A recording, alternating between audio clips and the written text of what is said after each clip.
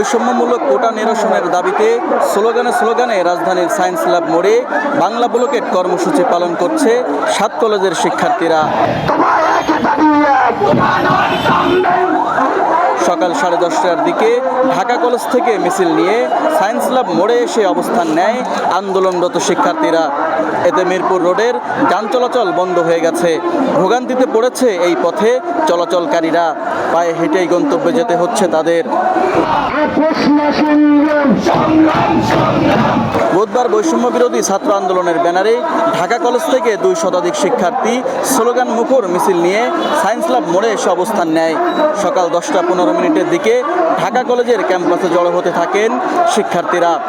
পরবর্তীতে সকাল 10:30টার দিকে তারা মিছিল শুরু করেন। মিছিলটি ঢাকা কলেজ থেকে সায়েন্স ল্যাবের মোড়ে এসে বাংলা ব্লকেট কর্মসূচি শুরু করেন।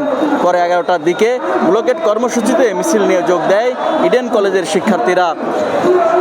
কোটা ব্যবস্থা নিয়ে শিক্ষার্থীদের পক্ষে রায় না আসলে আন্দোলন চলমান থাকবে বলে জানিয়েছে আন্দোলনকারীরা। তারা বলছেন, অন্যায় এবং বৈষম্যের বিরুদ্ধে সারা দেশের শিক্ষার্থীরা আজ সড়কে অবস্থান করছেন। তারা কোটা নিয়ে সংশ্লিষ্ট মহলের ন্যায় বিচার প্রত্যাশা করছেন।